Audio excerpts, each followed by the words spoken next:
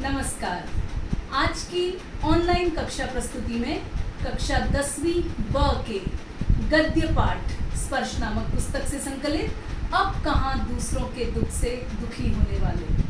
निदा फाजली द्वारा रचित यह गद्य पाठ अनेक ऐसे सरोकारों को छूता है जहाँ प्रकृति और मनुष्य के बीच ये संतुलन कहाँ डगमगा रहा है और आज इसके कैसे परिणाम मानव जाति के सम्मुख सामने आ रहे हैं, इन सभी सरोकारों पर इस पाठ में चर्चा की गई। निदा फाजली हिंदी साहित्य जगत के साथ साथ उर्दू शायरी और उर्दू साहित्य के एक प्रख्यात हस्ताक्षर। ज्ञानपीठ व अनेक साहित्य अकादमी पुरस्कारों से पुरस्कृत निदा फाजली ने उर्दू शायरी में तो अपनी कलम का लोहा मनवाया ही है, साथ ही साथ हिंदी उर्दू अर्थात हिंदुस्तानी भाषा के सरल और सहज अभिव्यक्तिदायक उनके इस पाठ में हम देखते हैं कि उन्होंने कहीं भी उपदेशात्मक शैली का इस्तेमाल किए बिना बच्चों के सम्मुख प्रकृति और मानव के बीच में आए असंतुलन को अनेक सुंदर उदाहरणों के माध्यम से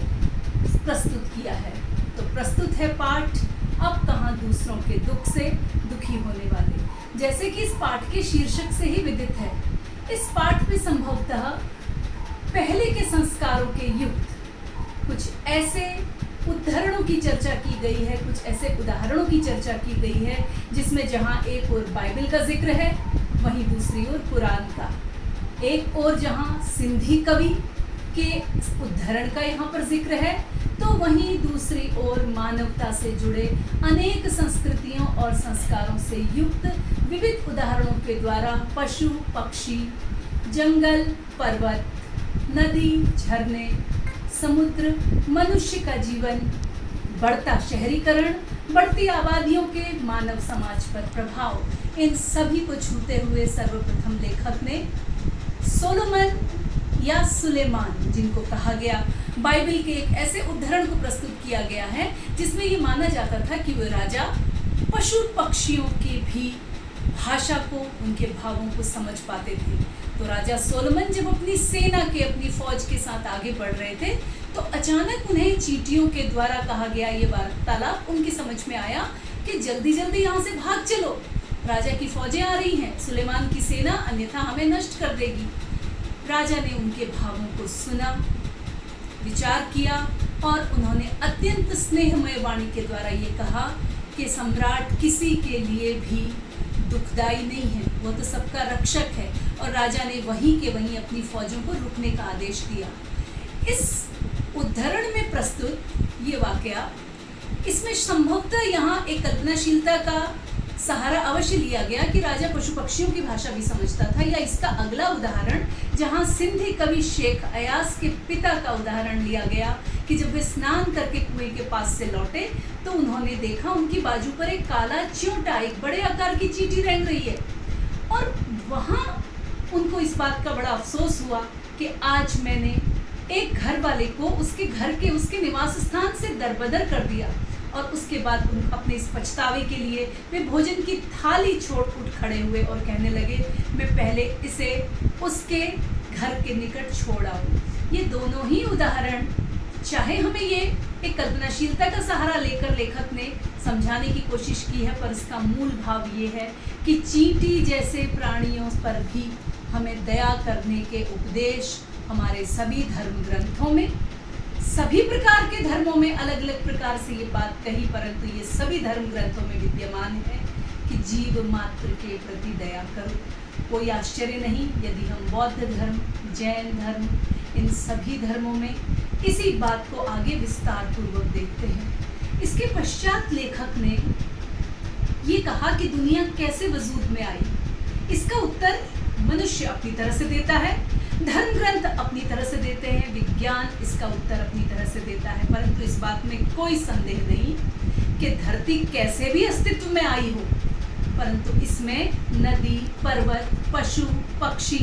घास, धूल, मिट्टी, पहाड़,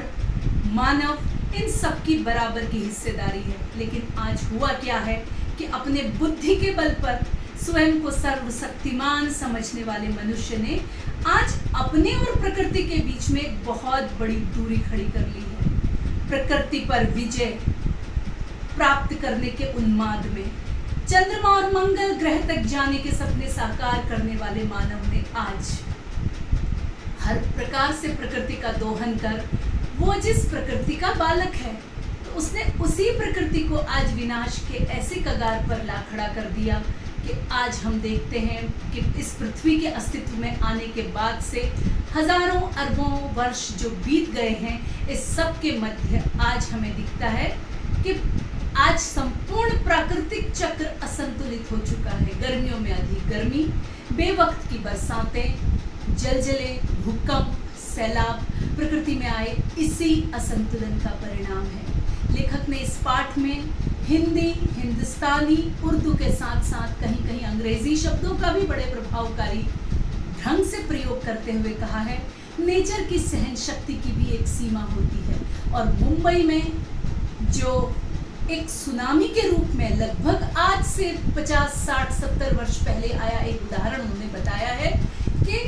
कई बिल्डर लगातार समुद्र की भूमि को अधिग्रहित करते जा रहे थे। वे समुद्र की भूमि को रेत, बजरी, सीमेंट द्वारा पाट कर वहां बड़े बड़े अपार्टमेंट खड़ा कर रहे थे। और लगातार जब चारों ओर से समुद्र की भूमि अधिग्रहित की जाती रही तो अंततः समुद्र को गुस्सा आ गया।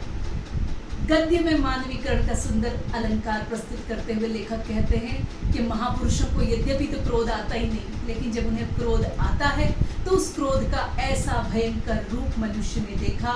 कि जिसने बंगाल की खाड़ी पर, गेटवे ऑफ इंडिया पर और जुहू बीच पर बड़े बड़े समुद्री जहाज खिलौनों की तरह टुकड़े टुकड़े होकर टूट फूट कर कोई माहिम पर जा गिरा तो कहीं कोई दूसरी खाड़ी पर जा गिरा। आज हम उसे पिछले ही वर्ष आई उड़ीसा और सभी तटीय प्रदेशों में आई सुनामी के रूप में, और आज से 5 वर्ष पूर्व जापान और भारत के भी तटवर्ती भागों को जिसने प्रभावित किया, ये उसी प्रकार की सुनामी का एक उदाहरण लेखक ने दिया। तो लेखक कहते हैं हम वास्तव में नदी, समुद्र, तालाब, इन सबके प्राकृतिक क्षेत्रों को हम अधिग्रहित करते जा रहे हैं, पाटते जा रहे हैं। सब कुछ अपने में समेट लेने की मनुष्य की हवस ने आज प्रकृति को अपनी दासी समझ लेने की मनुष्य की इस प्रवृत्ति पर करारा व्यंग करते हुए कहा है कि बचपन में हमारी माँ हमें सिखाती थी कि कभी भी यदि दरिया या समुद्र, नदी तट के पास से जाओ तो उसे प्रणाम करो, उसे सलाम करो। सांझ ढले दिया बत्ती के समय कभी भी वृक्षों के पत्ते या फूल नहीं तोड़ने चाहिए। वृक्ष बद्दुआएं देते हैं, फूल रोते हैं। आज इस बात को यदि बच्चे को समझाया जाए तो ये उदाहरण वास्तव में ये उनको वैज्ञानिक दृष्टिकोण आज के छात्रों को समझ में आ जाएगा कि रात्रि के समय पौधे जो दिन के समय वो ऑक्सीजन प्रदान करते हैं और कार्बन डाइऑक्साइड ग्रहण करते हैं, परंतु रात को ये प्रक्रिया विपरीत हो जाती है। पौधे कार्बन डाइऑक्साइड छोड़ते हैं, ऑक्सीजन ग्रहण करते हैं। लेकिन लेखक की कभी स्कूल न गई उन माता ने किस प्रकार विनम्र भाव से बच्चे को ये शिक्षा दी कि संध्या ढले दिया बत्ती के समय कभी भी फूलों को, पत्तों को, पेड़ों को तोड़ना नहीं चाहिए, इससे वे बद्दुआएं देते हैं। लेखक को याद आता है एक वाकया कि एक बार गलती से माँ से जब कबूतर का एक अंडा टूट गया था तो माँ ने अपने उस अपराध के लिए जो अनजाने उनसे एक जीव के प्रति एक अपराध हुआ था, माँ ने दिन भर रोजा रखा और वो प्रायश्चित वश पूरे दिन अपने इस अपराध के लिए क्षमा मांगती रही और कुरान की आयतें पढ़ती रही। तो ये संभवतः आज से 40, 50, 60 वर्ष पूर्व का हमारा समाज था जिसमें प्रकृति और मानव के प्रति सरोकार इतने घने थे, इतने घनिष्ठ थे कि हम सभी प्रकृति को एक सहचरी के रूप में, एक मित्र के रूप में, एक माता के रूप में और एक अपने परिपालक के रूप में देखते थे। परंतु आज जबकि न केवल भारत बल्कि संपूर्ण विश्व इस कोरोना महामारी के संकट से जूझ रहा है, एक बार पुनः इस परिप्रेक्ष्य में लेखक निदा फाजली का लिखा ये पाठ अब कहाँ दूसरों के दुख से दुखी होने वाले, इसे आज के संदर्भों से जोड़ करके देखने की आवश्यकता है। और हम आज अपने आप से ये प्रश्न करें, जैसा प्रश्न लेखक ने किया है कि आज